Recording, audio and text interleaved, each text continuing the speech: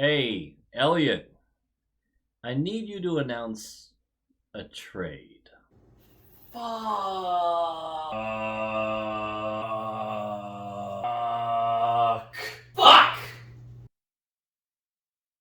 Low quality fans, a high quality Bruins team. That is another dub. Yeah. Are you bored? Are you bored yet? You remember that one complete joker who was bored because we kept winning? Oh, the humanity! Winning is fun. It's super fun, especially when you had a potential first round matchup preview, which this game was, and you beat the bejesus out of them. You smacked them around. And yes, I know there was a flurry at the end for more goals. This game probably ends something like 4-1 in a more realistic measure, 3-1 maybe. This was exactly what I've been talking about when it comes to the teams we are designed to beat. Well, I talked about it with Edmonton. I talked about it with Vancouver. Teams with a really high-powered offense, which the Sabres, 5-5-0 in their last 10. They are second in the league in goals scored per game.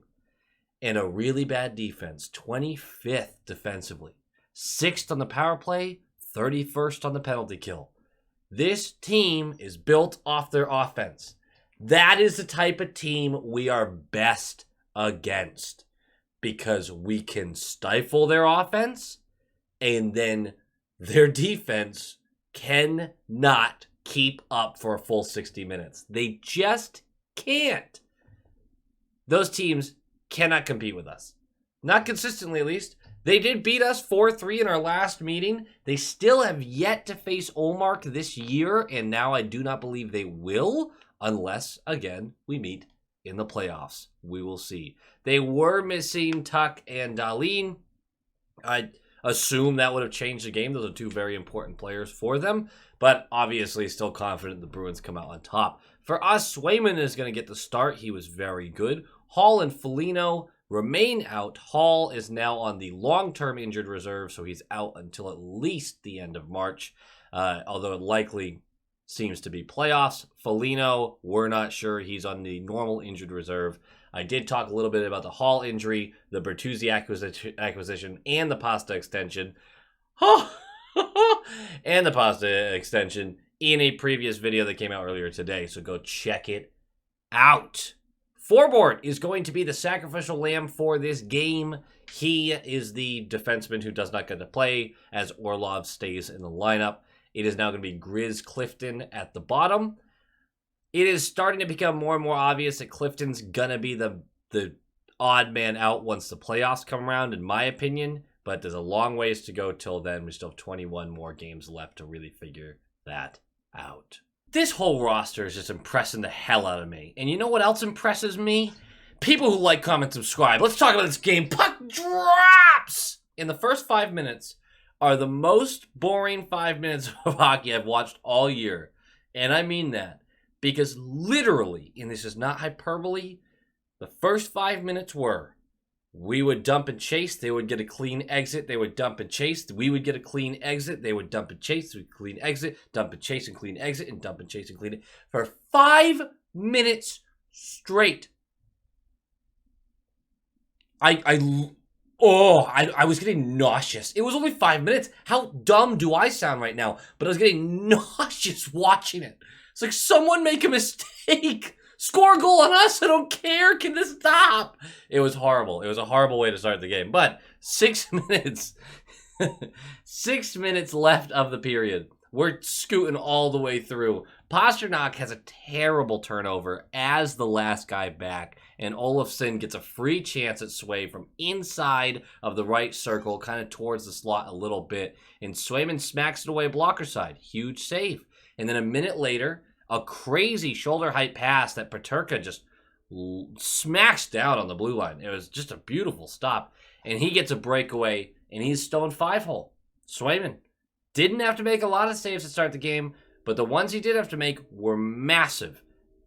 game-changing to start the game that way. Swayman was really, really good in this one. With 1:06 left in the period, Clifton is going to go for interference. Now, it's clearly a frustration penalty, and honestly, his first period, his second period, and his third period, although he does have a moment here or there, but not good.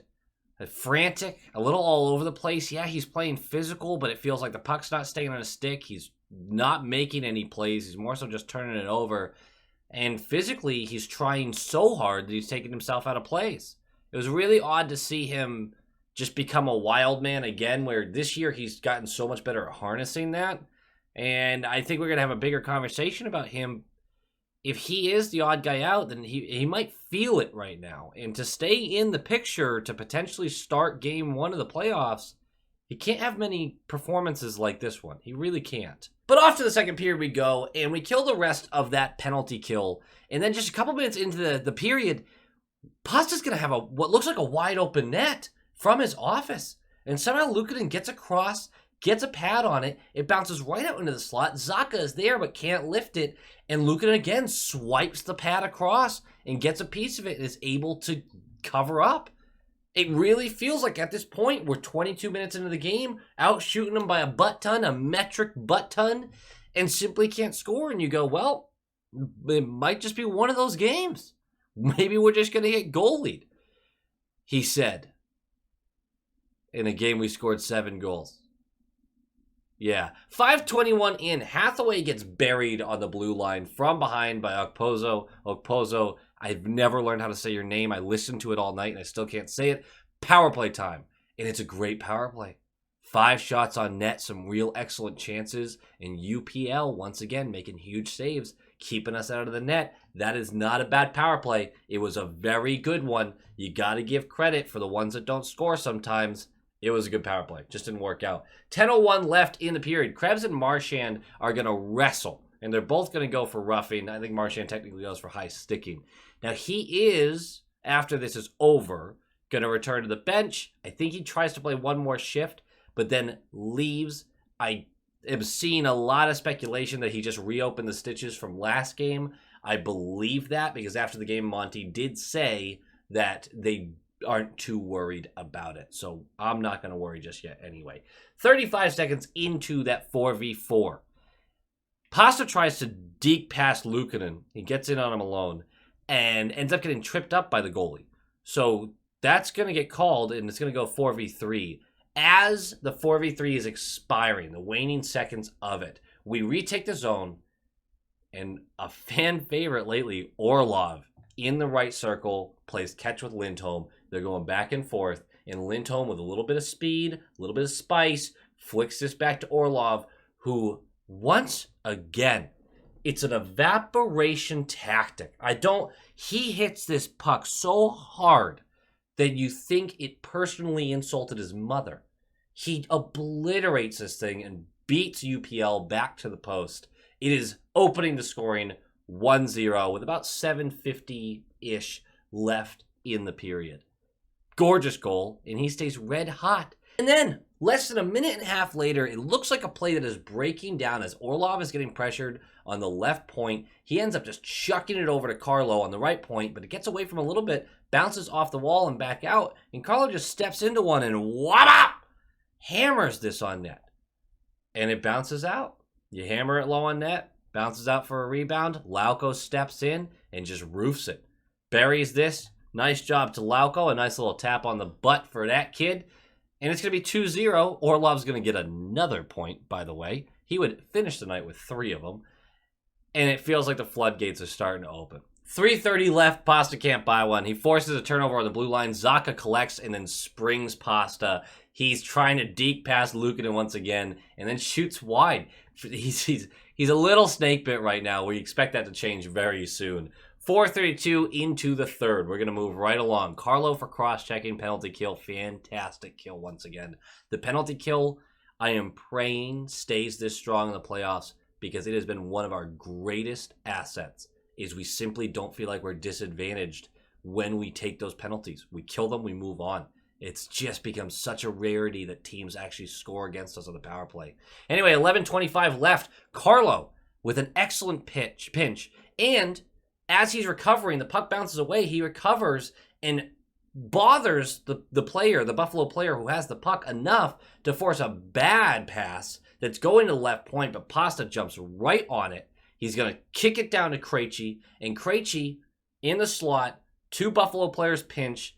Krejci never even thought about shooting this puck. Quickly slides it over to Zacha, who, this was closer than it looked. UPL is there, but Zacha's able to get it under the glove, and it is 3-0. That feels like game as we're midway through the third. We're going to go back to the power play with 9:10 left of the period. We're not going to get anything out of it. 5:16 left. Pasta is going to bury an empty netter. That's right. They pulled the goalie. Remember, they're fighting for playoff positioning, so they have to try to treat these games like they're playoff games. You need points in these games. But we're going to bury that 4-0. 4:20 left. It's a weird play. Peterka trying to deke through multiple Bruins, gets it poked away, but it goes right to Middlestat, who's kind of at the top of that left circle. And he kind of toe drags around, gets more towards the slot, still has a screen because of the group that was with Peterka, and he goes far post and in glove side. It's 4-1. The shutout is ruined. I wouldn't say that Swayman maybe deserved like this big shutout because he was very well protected in this one, but he certainly did make some massive saves earlier in the game. So you would have liked to see him get that, but it is what it is. 3:51 left. Nosek is going to go for hooking. We're going to go to the penalty kill. They're going to pull the goalie. And Bergie from 200 feet makes it 5-1. Excellent. They put the goalie back in. And 30 seconds later, not even, Hathaway forces a turnover on our blue line. Coyle retrieves it, tosses it back to Hathaway, who goes for a 2-on-1 with Clifton with him.